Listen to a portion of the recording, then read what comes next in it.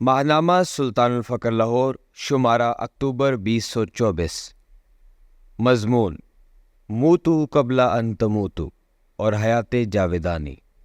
اسے تحریر کیا ہے سلطان محمد احسن علی سروری قادری نے۔ اللہ تعالیٰ قرآن پاک میں ارشاد فرماتا ہے، ترجمہ: تم کس طرح اللہ کا انکار کرتے ہو حالانکہ تم بے جان تھے، اس نے تمہیں زندگی بخشی، پھر تمہیں موت سے ہمکنار کرے گا اور پھر تمہیں زندہ کرے گا، پھر تم اسی کی طرف لوٹائے جاؤ گے۔ سورۃ البقرہ آیت 28۔ معزز سامعین کرام، مدرجہ بالا آیت مبارکہ میں انسانی حیات کے 4 مراحل بیان کیے گئے ہیں۔ نمبر 1، جب وہ ماں کے پیٹ میں بے جان تھا۔ نمبر 2، جب اس کے اندر روح پھونکی گئی اور وہ دنیا میں پیدا ہوا۔ نمبر 3، جب اس پر موت وارد کی جائے گی۔ اور نمبر 4، جب وہ دوبارہ اٹھایا جائے گا۔ ان چاروں میں سے انسان صرف اس دنیا کی زندگی سے ہی آگاہ ہوتا ہے۔ اس گوشت پوست سے بنے جسم سے پہلے وہ کیا تھا، مرنے کے بعد کیا ہوگا اور دوبارہ اٹھائے جانے پر کیا معاملہ ہوگا، ان تینوں مراحل سے یکسر انجان ہے۔ قرآن میں اللہ تعالیٰ نے جہاں بھی موت و حیات کا ذکر کیا ہے تو پہلے موت کا تذکرہ فرمایا ہے، بعد میں حیات کا۔ دور حاضر میں مقصود زندگی محض دنیوی ضروریات کی تکمیل ہے، جبکہ فلاح اور کامیابی اسی صورت میں ممکن ہے کہ جس طرح اللہ تعالیٰ نے قرآن میں موت کا تذکرہ پہلے کیا ہے، اسی طرح انسان بھی اس دنیوی حیات میں موت کو مقدم جانے اور ہر عمل میں اس بات کو مد نظر رکھے کہ اس کا عمل اس کی موت کے لیے بہتر ہے یا نہیں۔ اگر انسان دنیا کی زندگی کو مقدم رکھے گا تو موت بہتر نہ ہوگی۔ اس لیے لازم ہے کہ انسان اپنی زندگی کو ایسے اصولوں پر گزارے کہ اس کا ہر عمل اس کی اخروی زندگی کو بہتر بنانے والا ہو، اللہ کی رضا اور خوشنودی کا باعث ہو اور اس کے قلب کی حیات کا باعث ہو۔ جب ہر عمل اللہ کی رضا کے مطابق ہوگا تو گویا انسان اس دنیوی زندگی میں بھی مردہ ہی ہوگا، جیسا کہ حضور علیہ الصلوۃ والسلام نے حضرت ابوبکر صدیق رضی اللہ عنہ کے متعلق فرمایا، اگر کسی نے چلتا پھرتا مردہ دیکھنا ہو تو ابوبکر کو دیکھ لے۔ دوران حیات نفس کی موت کے اس مرتبہ کے متعلق حضور علیہ الصلوۃ والسلام نے ارشاد فرمایا، موتو قبل ان تموتو، ترجمہ: مرنے سے پہلے مر جاؤ۔ یعنی کامیابی کا انحصار موتو قبل ان تموتو کا مرتبہ حاصل کرنے میں ہے۔ تاہم موت ایک ایسا راز ہے جس سے انسان تب ہی آشنا ہو سکتا ہے جب وہ موت کے مرحلے سے گزر کر اس راز سے پردہ کشائی کر لے، تب یقیناً وہ اس دنیا کی زندگی میں کبھی بھی دنیوی آسائشوں اور مال و متاع کو طلب نہیں کرے گا، بلکہ ہر لمحہ اللہ سے اس کا طلبگار رہے گا۔ ایک دانشور نے اپنے بھائی کو لکھا، اے بھائی، اس دنیا میں موت کی آرزو کر اس سے پہلے کہ تو ایسے گھر میں جائے جہاں تو موت کی تمنا کرے اور موت نہ ملے۔ بحوالہ کتاب احیاء العلوم جلد 4۔ اس سے مراد ہرگز یہ نہیں کہ انسان اللہ تعالیٰ سے موت طلب کرتا رہے، بلکہ اس سے مراد معنوی موت ہے، یعنی نفس کی موت، جس سے موتو قبل ان تموتو کہتے ہیں۔ بصورت دیگر موت کی آرزو کرنا گناہ ہے۔ حضرت خباب بن ارت رضی اللہ تعالیٰ عنہ فرماتے ہیں کہ اگر رسول اللہ صلی اللہ علیہ وآلہ وسلم نے ہمیں موت کی دعا کرنے سے منع نہ کیا ہوتا تو میں اس کی دعا کرتا۔ صحیح بخاری حدیث نمبر 7234۔ سلطان العارفین حضرت سخی سلطان باہو رحمۃ اللہ علیہ موتو قبل ان تموتو کے مرتبہ اور موت کے احوال کے متعلق فرماتے ہیں، مرشد کامل حضرات اسم الازاد کے ذریعے عالم ممات کے تمام مراتب زندگی میں ہی خواب یا مراقبے کے اندر یا اعلانیہ دلیل کی آگاہی سے یا توجہ سے کھول دیتا ہے، اور دنیا میں ہی تصور اسم الازاد کے ذریعے واضح مشاہدہ ممات کرا دیتا ہے، جس سے طالب دیدار کا دل دنیا اور اہل دنیا سے سرد ہو جاتا ہے۔ بحوالہ کتاب نور الہدیٰ کلام۔ موتو قبل ان تموتو کا مرتبہ یہ ہے کہ جو بھی موت کے مراتب ہیں وہ زندگی میں ہی دیکھ لیے جائیں۔ مراتب موت کون سے ہیں اور مراتب حیات کیا ہوتے ہیں؟ مراتب موت وہ ہیں کہ جان کنی کے وقت سے اور حساب کتاب اور عذاب و ثواب کے مراتب سے اور پل صراط سے گزر کر جنت میں پہنچا دیا جائے۔ حضور علیہ الصلوۃ والسلام کے دست اقدس سے حوض کوثر پر پاکیزہ شراب کے جام پیے جائیں، 500 سال رکوع میں اور 500 سال اللہ رب العالمین کے حضور سجدے میں گرے رہیں۔ اس کے بعد حضور علیہ الصلوۃ والسلام کی اتباع کرنے والوں کی صف میں شامل ہوا جائے کہ اس صف میں ہر روح ذکر کلمہ طیب لا الہ الا اللہ محمد رسول اللہ میں مشغول رب العالمین کے دیدار سے مشرف ہوتی ہے، اور ظاہری آنکھوں سے انہیں دیدار حاصل ہوتا ہے، اور ان کے دل کی آنکھیں دائمی لقاء سے خفیہ طور پر مشرف ہوتی ہیں۔ اذا تم الفقر فهو اللہ اور موتو قبل ان تموتو کے یہ مراتب جامع مرشد تصور اسم لذات اور کلمہ طیب لا الہ الا اللہ محمد الرسول اللہ کی قوت سے کھولتا اور دکھاتا ہے۔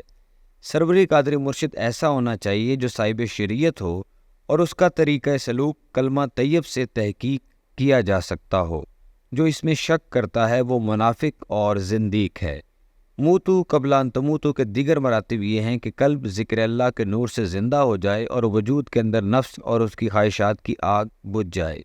مراتب موتو قبل ان تموتو یہ ہیں کہ اس کا حامل اگر باطنی توجہ سے کافر کو دیکھے تو اس کے کفر کو ختم کر دے اور اسے دین محمدی میں زندہ کر دے کہ دوبارہ کفر میں قدم نہ رکھے۔ باوالا کتاب کلید التوحید کلام۔ موتو قبل ان تموتو کے مراتب کا حامل طالب اس میں لذات میں غرق ہو کر حق تعالیٰ تک پہنچ جاتا ہے۔ الغرض صاحب اشتغال اللہ دو زانوں بیٹھ کر سر کو جھکائے مراقبہ میں مستغرق ہوتا ہے تو آنکھیں بند کر کے تصور اسم لذات کی طرف متوجہ ہوتا ہے تو تصور اسم لذات کی تاثیر سے باطن میں ہی آخرت کی طرف منتقل ہو جاتا ہے، اور اس کا جسم دارالفنا سے دارالبقاء کی طرف یوں چلا جاتا ہے گویا کہ مردہ جو جان سے بے جان ہو گیا ہو، اور اس وقت ازلی حقائق اور روح کی حقیقت اس پر واضح ہو جاتی ہے، اور اس میں لذات کی تاثیر سے صاحب استغراق جان کنی کی تلخی کے سارے احوال یوں دیکھ لیتا ہے گویا وہ اصل میں مر چکا ہو۔ اس وقت ایک غسال آتا ہے جو اسے غسل دیتا ہے، جس کے بعد لوگ جمع ہو کر اس کا جنازہ پڑھتے ہیں۔ اس کے بعد اس کے سر اور دماغ میں ایک وسیع ہڈی جس سے ولایت الابن کہتے ہیں، جو آسمان اور زمین سے زیادہ وسیع ہے، میں اس کی روح کو لے جایا جاتا ہے، اور فرشتے اس سے 70,000 سوال و جواب کرتے ہیں، اور وہ لمحہ بھر میں ان کے جواب دے دیتا ہے۔ اس کے بعد اسے قبر میں مقام لحد میں اتارا جاتا ہے جو زمین اور آسمان سے بھی بے حد وسیع ہے۔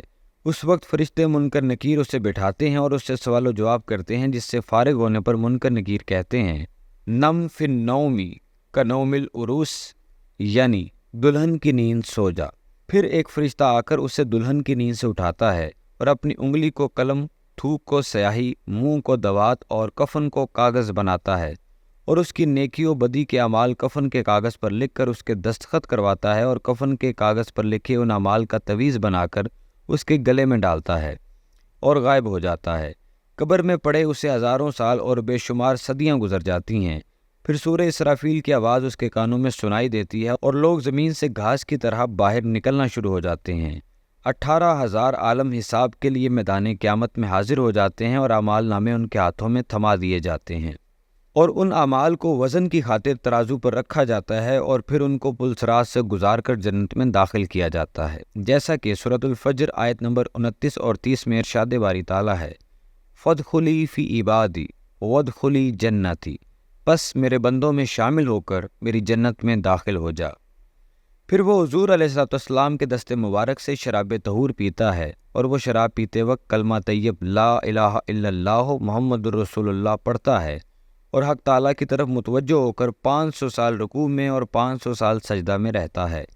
اس کے بعد وہ سجدہ سے اٹھتا ہے اور حضور علیہ السلام کی صحبت میں اصحاب رسول کے پیچھے کی صف میں دیدار رب العالمین سے مشرف ہوتا ہے، اور جب ان انتہائی مراتب پر طریقے تحقیق سے لقائے رب العالمین سے مشرف ہو کر واپس ہوش میں آتا ہے تو اس صورت میں جس کی مثل کوئی شے نہیں، اس بے مثل و بے مثال غیر مخلوق صورت کی مثال نہیں پیش کر پاتا۔ وہ جس وقت بھی باطن میں غرق اور متوجہ ہوتا ہے تو دیدار سے مشرف ہوتا ہے، اور کسی بھی حال میں لمحہ بھر کے لیے بھی دیدار اور مشاہدہ تجلیات کی لذات سے فارغ نہیں رہتا۔ اگرچہ ظاہر میں وہ عوام کے ساتھ ہم کلام ہوتا ہے، لیکن باطن میں دائمی حضوری میں ہوتا ہے۔ باوالا کتاب کلید التوحید کلام۔ دنیوی حیات میں ہی موتو قبل ان تموتو کا مرتبہ حاصل کرنے والا طالب مولا غیر اللہ کی طرف کیسے مبذول ہو سکتا ہے؟ وہ تو ہر لمحہ اپنے مالک حقیقی سے ملنے کا مشتاق ہوتا ہے۔ اسی کے متعلق حضرت سخی سلطان باہو رحمۃ اللہ علیہ نے فرمایا باہو مارا ز مرگ پیغام خوش تر است، شادی ازاں پیغام کہ وصلش تمام شد۔ اے باہو، موت ہمارے لیے خوشی کی خبر ہے کہ یہ کامل وصال کا پیغام دیتی ہے۔ بحوالہ کتاب کلید التوحید کلام۔ حضور علیہ السلام نے ارشاد فرمایا الا ان اولیاء اللہ لا یموتون بل ینتقلون من الدار الی الدار، خبردار بے شک اولیاء اللہ مرتے نہیں بلکہ ایک گھر سے دوسرے گھر میں منتقل ہوتے ہیں۔ الموت جسر یوصل الحبیب الی الحبیب، موت ایک پل ہے جو حبیب کو حبیب سے ملاتی ہے۔ حضرت علی کرم اللہ وجہہ نے فرمایا موت مومن کی محبوبہ ہے۔ موتو قبل ان تموتو کے یہ مراتب اپنے نفس کو مار کر حاصل ہوتے ہیں، جیسا کہ اللہ تعالیٰ نے قرآن مجید میں ارشاد فرمایا کہ ہر نفس نے موت کا ذائقہ چکھنا ہے۔ اللہ تعالیٰ نے انسان جسم یا روح کا لفظ استعمال نہیں فرمایا۔ انسان جسم اور روح کا مرکب ہے۔ جسم روح کے بغیر بے جان ہے اور بے جان اشیاء پر موت وارد نہیں ہوتی، جبکہ روح امر ربی ہے جس کے لیے موت ممکن نہیں۔ موت کا اطلاق صرف اور صرف نفس پر ہوتا ہے۔ جس کا نفس دوران حیات ہی موت کا ذائقہ چکھ لے تو وہ پھر دنیا کی طرف مائل نہیں ہوتا۔ حضرت سخی سلطان باہو رحمۃ اللہ علیہ ارشاد فرماتے ہیں جو طالب زندگی میں ہی اپنے نفس کو مار لے اس میں نفس کے خلاف 3 چیزیں پائی جاتی ہیں۔ اول یہ کہ کھانا کھاتے وقت وہ اپنے نفس سے کہتا ہے کہ اے نفس، اللہ کے اس فرمان پر یقین رکھ، کل نفس ذائقۃ الموت، ہر نفس نے موت کا ذائقہ چکھنا ہے، تو جو کچھ کھانا چاہتا ہے کھا لے، کہ موت اور جان کنی کے وقت کی تلخی لذیذ و شیریں کھانوں کی لذت سے بھی تلخ تر محسوس ہوگی۔ دوم یہ کہ لباس پہنتے وقت طالب نفس سے کہتا ہے کہ تو جو لباس بھی وجود پر پہنتا ہے اگرچہ ریشم اور زرین کا لباس ہو وہ تیرا کفن ہے۔ سوم یہ کہ جس جگہ یا خوبصورت عمارت میں بیٹھتا ہے تو اپنے نفس سے کہتا ہے کہ دیکھ اے نفس، یہ گھر ویران ہو جائے گا، تیرا اصل گھر تو قبر ہے۔ باولہ کتاب کلید التوحید کلام۔ بقول شاعر مٹا دے اپنی ہستی کو گر کچھ مرتبہ چاہیے، کہ دانہ خاک میں مل کر گل و گلزار ہوتا ہے۔ وہ طالبان مولا جو اپنا مقصد حیات یعنی اللہ تعالیٰ کی معرفت حاصل کر لیتے ہیں، ان عارفین کے لیے دنیوی زندگی حجاب کی مثل ہوتی ہے۔ حضرت سخی سلطان باہو رحمۃ اللہ علیہ فرماتے ہیں عارفین کے لیے زندگی حجاب کی مانند ہے اور وہ دنیا میں قیدی کی طرح رہتے ہیں، کیونکہ دنیا مومنین کے لیے دوزخ کی مثل ہے۔ حضور علیہ الصلوۃ والسلام نے ارشاد فرمایا الدنیا سجن المؤمنین و جنت الکافرین، صحیح مسلم حدیث نمبر 7417۔ دنیا مومنین کے لیے قید خانہ اور کافروں کے لیے جنت ہے۔ باولہ کتاب کلید التوحید کلام۔ ایک مومن و طالب مولا جس کا مقصود اللہ کی ذات ہے نہ کہ دنیا کی عیش و عشرت، اس کے لیے ہی دنیا اور آخرت میں نجات ہے۔ اللہ تعالیٰ نے سیدنا غوث الاعظم رضی اللہ تعالیٰ عنہ سے ارشاد فرمایا اے غوث الاعظم، جو یہ جان لے کہ مرنے کے بعد اس کے ساتھ کیا ہونا ہے تو وہ دنیا کی زندگی طلب نہ کرے، بلکہ ہر لمحہ یہی کہے کہ مجھے مار ڈال، مجھے مار ڈال۔ باولہ کتاب الرسالۃ الغوثیہ۔ سامعین اکرام، تو اس کا مطلب بھی یہی ہے کہ جب کسی کو مرنے سے قبل ہی موت کے بعد کے حالات معلوم ہو جائیں، وہ کیوں کر چاہے گا کہ وہ اس دنیا میں رہے اور اس کی زینت اور رنگینیوں میں مشغول ہو، بلکہ وہ تو ہر لمحہ یہی چاہے گا کہ وہ جلد از جلد اس دنیا سے رخصت ہو تاکہ وہ اس دنیا کے شر سے محفوظ رہے اور اپنے مالک حقیقی سے مل جائے۔ اس کا موت کی تمنا کرنا ازروئے مایوسی نہیں بلکہ اس دنیا سے اپنے اصل گھر واپس لوٹنے اور اپنے مالک و خالق سے ملنے کے اشتیاق کے باعث ہوگا۔ سیدنا غوث الاعظم حضرت شیخ عبدالقادر جیلانی رضی اللہ تعالیٰ عنہ الرسالۃ الغوثیہ میں تحریر فرماتے ہیں کہ اللہ تعالیٰ نے فرمایا اے غوث الاعظم، قیامت کے دن میرے نزدیک مخلوقات کی حجت گونگا، بہرا، اندھا ہونا اور حسرت و گریہ کرنا ہے، اور قبر میں بھی ایسا ہی ہوگا۔ انسان کے جسمانی وجود سے جب اس کی روح قبض کر لی جاتی ہے تو وہ مردہ ہو جاتا ہے، اس کی حسیات بھی ختم ہو جاتی ہیں، نہ وہ حرکت کر سکتا ہے اور نہ ہی وہ کچھ بول سکتا ہے، لیکن اس کا روحانی وجود اس وقت اس کے مردہ وجود کے پاس ہوتا ہے اور وہ روحانی وجود سے ہی ظاہر میں ہونے والے واقعات کو دیکھ رہا ہوتا ہے۔ اس کی مثال ایسے ہی ہوتی ہے جیسے کوئی گونگا، اندھا، بہرا یا کوئی معذور ہو۔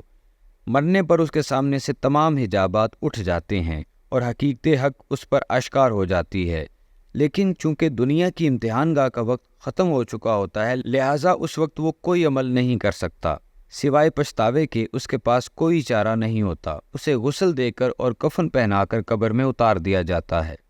قیامت کے دن انسان کے ان تمام اعمال کا حساب کیا جائے گا جو وہ اس دنیا میں کرتا رہا، اور پھر اس کے مطابق اس کے ان اعمال کی اسے جزا دی جائے گی۔ اگر اچھے اعمال کیے ہوں گے تو اچھا بدلہ ہوگا، اور اگر برے اعمال اور گناہ کیے ہوں گے تو بدلہ بھی برا ہوگا۔ ارشاد باری تعالیٰ ہے فَالْيَوْمَ لَا تُظْلَمُ نَفْسٌ شَيْئًا وَلَا تُجْزَوْنَ إِلَّا مَا كُنْتُمْ تَعْمَلُونَ۔ سورہ یاسین آیت نمبر 54۔ پس آج کے دن کسی جان پر کچھ ظلم نہ کیا جائے گا سوائے ان کاموں کے جو تم کیا کرتے تھے۔ قیامت کے روز کسی کی مجال نہ ہوگی کہ اللہ کے ساتھ کلام کر سکے یا کسی عمل کی جزا یا سزا پر بحث و حجت کر سکے۔ اس وقت اس کا نامہ اعمال اس کے سامنے ہوگا اور وہ اپنے کسی عمل سے انکار نہ کر سکے گا۔ اس کی مثال ایک اندھے، گونگے اور بہرے کی سی ہوگی، اور انسان کے اعمال کی گواہی اس کے اپنے ہی اعضاء دیں گے۔ ارشاد باری تعالیٰ ہے، الیوم نختم علی افواہہم وتکلمنا ایدیہم وتشہد ارجلہم بما کانوا یکسبون۔ سورہ یاسین آیت نمبر 65۔ آج ہم ان کے منہوں پر مہر لگا دیں گے اور ان کے ہاتھ ہم سے باتیں کریں گے اور ان کے پاؤں ان اعمال کی گواہی دیں گے جو وہ کمایا کرتے تھے۔ حدیث مبارکہ میں بھی حضور علیہ السلام کا فرمان مبارک ہے۔ حضرت انس بن مالک رضی اللہ تعالیٰ عنہ سے روایت ہے کہ ہم رسول اللہ صلی اللہ علیہ وسلم کے پاس بیٹھے تھے کہ آپ ہنس پڑے۔ پھر آپ صلی اللہ علیہ وسلم نے پوچھا، کیا تمہیں معلوم ہے کہ میں کس بات پر ہنس رہا ہوں؟ ہم نے عرض کی، اللہ اور اس کا رسول زیادہ جاننے والے ہیں۔ آپ صلی اللہ علیہ وسلم نے فرمایا کہ مجھے بندے کی اپنے رب کے ساتھ کی گئی بات پر ہنسی آتی ہے۔ وہ کہے گا، اے میرے رب، کیا تو نے مجھے ظلم سے پناہ نہیں دی؟ وہ فرمائے گا، کیوں نہیں؟ فرمایا، بندہ کہے گا، میں اپنے خلاف اپنی طرف کے گواہ کے سوا اور کسی کی گواہی کو جائز نہیں قرار دیتا۔ تو وہ فرمائے گا، آج تم اپنے خلاف بطور گواہ خود کافی ہو اور کرامن کاتبین بھی گواہ ہیں۔ چنانچہ اس کے منہ پر مہر لگا دی جائے گی اور اس کے اعضاء سے کہا جائے گا، بولو۔ فرمایا تو وہ اس کے اعمال کے بارے میں بتائیں گے، پھر اسے اور اس کے اعضاء کے بولنے کو اکیلا چھوڑ دیا جائے گا۔ فرمایا تو اعضاء کی گواہی سن کر وہ کہے گا، دور ہو جاؤ، میں تمہاری طرف سے لڑا کرتا تھا۔ صحیح مسلم حدیث نمبر 7439۔ قیامت کے روز مومنین تو خوش ہوں گے کیونکہ ان کے اعمال نامے دائیں ہاتھ میں ہوں گے اور ان کے لیے جنت کی بشارت ہے، جبکہ منکرین اور کافر سخت پریشان اور پشیمان ہوں گے۔ ان کے اعمال نامے ان کے بائیں ہاتھ میں ہوں گے اور انہیں دوزخ کی بشارت دی جائے گی۔ ارشاد باری تعالیٰ ہے، ترجمہ، اس دن تم حساب کے لیے پیش کیے جاؤ گے، تمہاری کوئی پوشیدہ بات چھپی نہ رہے گی۔ سو وہ شخص جس کا نامہ اعمال اس کے دائیں ہاتھ میں دیا جائے گا تو وہ خوشی سے کہے گا، آؤ میرا نامہ اعمال پڑھ لو، میں تو یقین رکھتا تھا کہ میں اپنے حساب کو پانے والا ہوں۔ سو وہ پسندیدہ زندگی بسر کرے گا بلند و بالا جنت میں، جس کے خوشے جھکے ہوئے ہوں گے۔ ان سے کہا جائے گا، خوب لطف اندوزی کے ساتھ کھاؤ اور پیو ان اعمال کے بدلے جو تم گزشتہ ایام میں آگے بھیج چکے ہو۔ اور وہ شخص جس کا نامہ اعمال اس کے بائیں ہاتھ میں دیا جائے گا تو وہ کہے گا، ہائے کاش میرا نامہ اعمال نہ دیا گیا ہوتا اور میں نہ جانتا کہ میرا حساب کیا ہے۔ آئے کاش وہی موت کام تمام کر چکی ہوتی۔ آج میرا مال بھی مجھ سے عذاب کو کچھ دور نہ کر سکا، مجھ سے میری قوت و سلطنت جاتی رہی۔ حکم ہوگا، اسے پکڑ لو اور توق پہنا دو، پھر اسے دوزخ میں جھونک دو۔ پھر ایک زنجیر ہے جس کی لمبائی 70 گز ہے، میں اسے جکڑ دو۔ بے شک یہ بڑی عظمت والے اللہ پر یقین نہیں رکھتا تھا۔ سورۃ الحاقہ آیت نمبر 18 تا 33۔ معزز سامعین اکرام، آخرت میں وہی شخص کامیاب ہوگا جس نے مرشد کامل اکمل کی صحبت میں رہ کر اپنے نفس کا تزکیہ کر لیا ہوگا اور اس کا قلب و باطن اللہ کی معرفت کی بدولت روشن اور منور ہوگا۔ اس کے علاوہ اس دنیا میں رہتے ہوئے موتو قبل ان تموتو کا مرتبہ پا لیا ہوگا۔ ایسا ہی شخص قبر میں منکر نکیر کے پوچھے گئے سوالوں کے درست جواب دے گا، کیونکہ اس نے اس دنیا میں رہتے ہوئے دنیا اور اس کی آسائشات سے دل نہیں لگایا، بلکہ اللہ کی معرفت حاصل کر کے اپنے باطنی وجود کو زندہ کر لیا۔ بقول اقبال، تنے بے روح سے بیزار ہے حق، خدائے زندہ زندوں کا خدا ہے۔ موتو قبل ان تموتو کا مرتبہ پانے والے شخص کی روح حیات جاویدانی کے بعد زندہ ہوگی، یعنی نہ گونگی ہوگی، نہ اندھی اور نہ بہری اور نہ ہی حسرت و گریہ میں۔ انہی لوگوں کو حیات جاویدانی نصیب ہوتی ہے، جیسا کہ انبیاء اور اولیاء کے متعلق حضور علیہ السلام نے ارشاد فرمایا، الانبیاء والاولیاء یصلون فی قبورہم کما یصلون فی بیوتہم۔ انبیاء اور اولیاء اپنی قبروں میں بھی ایسے ہی نماز ادا کرتے ہیں جیسے اپنے گھروں میں نماز ادا کرتے تھے۔ حضرت سخی سلطان باہو رحمۃ اللہ علیہ موتو قبل ان تموتو کے مرتبہ پر پہنچ کر حیات جاویدانی پانے والے ان اولیاء کے متعلق فرماتے ہیں، اولیاء را قبر خلوت با خدا، زندہ دل ہرگز نہ میرت اولیاء۔ بعد مردن می شود جان پاک نور، غرق فت توحید فی اللہ با حضور، غرق دانت زیر خاکش در قبر، می شود دیدار اللہ سر بسر، تماؤ حسد و حرص مردہ با ہوا، اولیاء ہرگز نہ میرت با لکھا، ہر کے گیرد نام با نامش حضور، ہم سخن با عارفاں ذکرش ضرور۔ ترجمہ: زندہ اولیاء اللہ ہرگز نہیں مرتے۔ اولیاء اللہ کے لیے قبر لقائے حق کا خلوت خانہ ہوتی ہے، یعنی قبر میں وہ اپنے محبوب سے ملاقات کرتے ہیں، اور ملاقات زندہ وجودوں کے درمیان ہوتی ہے، نہ کہ مردہ۔ مرنے کے بعد وہ پاک نوری صورت اختیار کر کے توحید الہی میں غرق ہو جاتے ہیں اور ہمیشہ اللہ تعالیٰ کی حضوری میں رہتے ہیں۔ لوگ انہیں زیر خاک قبر کا مردہ سمجھتے ہیں، لیکن وہ سر بسر دیدار الہی میں محو ہوتے ہیں۔ اولیاء اللہ ہرگز نہیں مرتے، بلکہ وہ دیدار الہی میں غرق رہتے ہیں، اور ان کے وجود سے طمع و حرص و ہوس جیسے خصائل بد مر جاتے ہیں۔ جب کوئی عارف ان کا نام لے کر ان کو پکارتا ہے تو وہ حاضر ہو کر ان سے گفتگو کرتے ہیں۔ باوالا کتاب عقل بیدار۔ بروز قیامت اللہ تعالیٰ اسی معیار پر مخلوق کو پرکھے گا کہ کس کی روح اندھی، گونگی اور بہری تھی اور کس کی نہیں، اور یہی اس کی حجت ہوگی، جیسا کہ اللہ تعالیٰ نے فرمایا وَمَنْ كَانَ فِي هَٰذِهِ أَعْمَىٰ فَهُوَ فِي الْآخِرَةِ أَعْمَىٰ، سورہ بنی اسرائیل آیت 72۔ جو اس دنیا میں دیدار سے اندھا رہا وہ آخرت میں بھی اندھا رہے گا۔ اس دن یہ مردہ دل اور باطنی طور پر اندھے، گونگے اور بہرے لوگ حسرت اور گریہ میں مشغول ہوں گے کہ کسی طرح اللہ کے غضب سے نجات حاصل ہو جائے، لیکن وہ بے بس اور لاچار ہوں گے۔ انہی کے متعلق ارشاد باری تعالیٰ ہے۔ ترجمہ: جب وہ دن آئے گا کوئی شخص اس کی اجازت کے بغیر کلام نہ کر سکے گا، پس ان میں سے بعض شقی یعنی بدبخت ہوں گے اور بعض سعید یعنی کہ نیک بخت۔ سورہ ہود آیت نمبر 105۔ سورۃ النبا آیت نمبر 37 اور 38 میں ارشاد باری تعالیٰ ہے۔ ترجمہ: وہ آسمانوں اور زمین کا اور جو کچھ ان کے درمیان ہے سب کا پروردگار ہے، بڑی ہی رحمت والا ہے، اس سے بات کرنے کا کسی کو یارہ نہ ہوگا۔ جس دن جبرائیل اور دیگر فرشتے صف بستہ کھڑے ہوں گے، کوئی لب کشائی نہ کر سکے گا سوائے اس شخص کے جسے خدائے رحمان نے اذن شفاعت دے رکھا تھا اور اس نے زندگی میں درست بات کہی تھی۔ حضور علیہ السلام کی درخواست پر اللہ تعالیٰ میزان قائم فرمائے گا جہاں نیکیوں اور بدیوں کا وزن ہوگا۔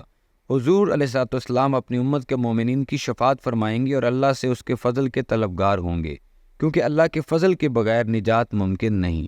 حضرت جابر رضی اللہ تعالیٰ عنہ سے روایت ہے کہ رسول اللہ صلی اللہ علیہ وسلم نے فرمایا، تم میں سے کسی کا عمل نہ اسے جنت میں داخل کرے گا اور نہ اسے دوزخ سے بچائے گا، اور نہ مجھے میرا عمل جنت میں داخل کرے گا، ہاں وہ جو اللہ کی رحمت کے ساتھ ہو۔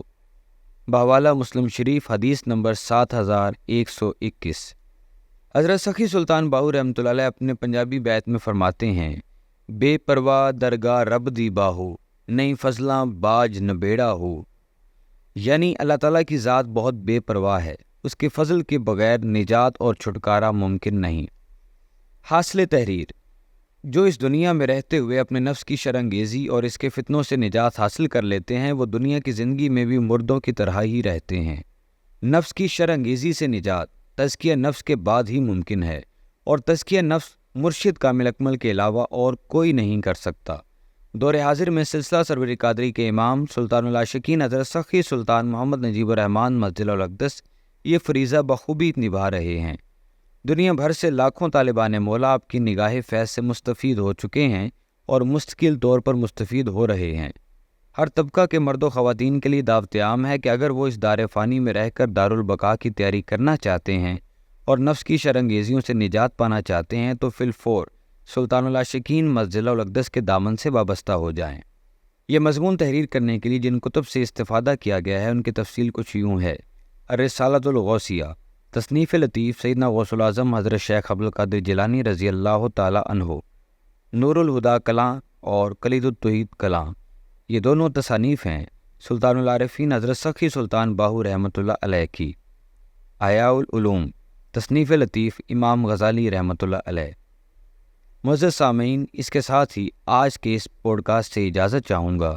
انشاءاللہ جلد ایک نئے پوڈ کاسٹ میں آپ سے ملاقات ہوگی، تب تک کے لیے اللہ حافظ۔